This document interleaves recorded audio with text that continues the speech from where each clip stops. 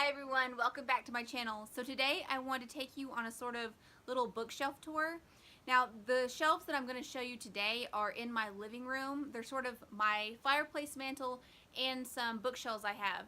And the reason I want to show them to you is I recently redid them. Before they were purely decorative shelves and I actually had no books on them, which was insane to me. So I got rid of that clutter, that cluttery junk, and decided to put what's most important to me out there for people to see, and that's more books.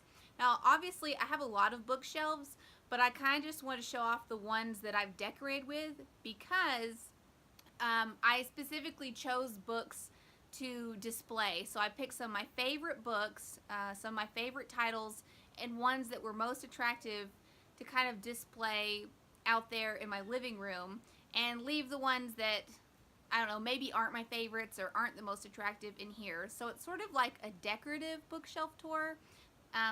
These are just the books I'm most proud of and want to show off. Okay, so the first shelf we're going to start at is actually my mantle. Starting from the left side, we have a nice purple clay handmade goddess and a stone squirrel watching over the left side of the mantle shelf. And on my mantle I have Black Beauty by Anna Sewell, The Last Unicorn by Peter S. Beagle, which I haven't read yet, Earth Prayers from Around the World, 365 Prayers, Poems, and Invocations for Honoring the Earth, The Handmaid's Tale by Margaret Atwood, and The Hiding Place by Corrie ten Boom. Now moving along, my whole shelf is not full of books, or should I say my whole mantle. I do still have a few decorations up. The goddess and the stone squirrel that I showed on the left, and then I have another squirrel figurine, and then another squirrel figurine, and then a third squirrel figurine. On the right side of my mantle shelf, I have a bird field guide. It's the Audubon Society Field Guide to North American Birds. Edible Wild Plants by Lee Ellen Peterson.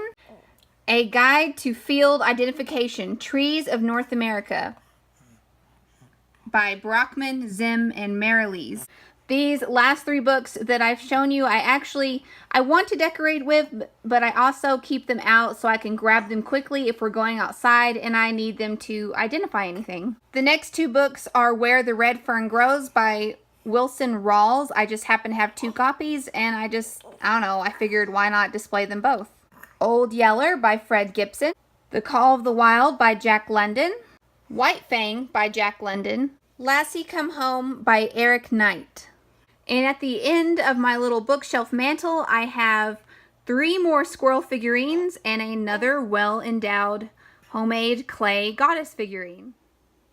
Now this shelf right here was like my major redecorating project. I used to have only decorative things on this nice built-in bookshelf, and I just got tired of seeing the decor and the decorative junk, and I wanted to put it to real use and display some of my most favorite and attractive books. Starting from the top bookshelf, I have my entire collection of Harry Potter books. Some of the books I have multiple copies of, and that's because when my husband and I got married, he brought some of his books to live with us too. On the right side of my top bookshelf, I have a wax candle squirrel, and it's missing a couple ears. And the last book on the top shelf is the Grimm's Complete Fairy Tales. On my middle shelf, I have The Clan of the Cave Bear by Jean M. Auel, The Mammoth Hunters by Jean M. Auel, and The Valley of Horses by Jean M. Auel. I wish I had more of her books, but these are the only ones I've been able to find at used bookstores so far. In the middle of this shelf, I sort of have a mishmash of decorations. I have some old and new lures, fishing lures in wooden boxes, and then I also have another well-endowed green clay goddess, and I also have this iron fishing bank. I actually don't adore fishing or anything like that. These I inherited from my stepdad when he passed away. These are just some of the things I want to bring home and remember him by. On the right side of this shelf, I have a book of Edgar Allan Poe poems and short stories. Cold Mountain by Charles Frazier, Wild Sex by Karen Bondar, which I purposely chose to display not because it's a favorite of mine, but one, because I love the cover, and two, because I kind of hope guests see it and maybe it starts an interesting conversation whenever they see I have Wild Sex on my bookshelf. And the last one on this middle shelf is The Mists of Avalon by Marion Zimmer Bradley.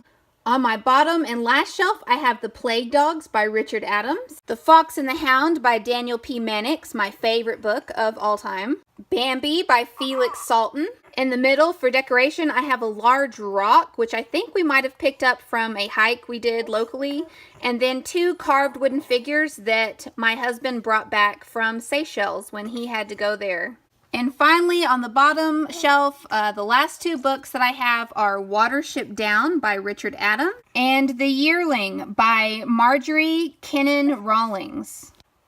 All right, so that was my decorative mantle and bookshelf tour. If you heard heavy breathing and grunts in the background, that's because I did this all one-handed while holding my 2-month-old. So I apologize if that bothered or disturbed anyone, but it's just a baby. And thank you guys so much for watching, and I'll see you all again soon.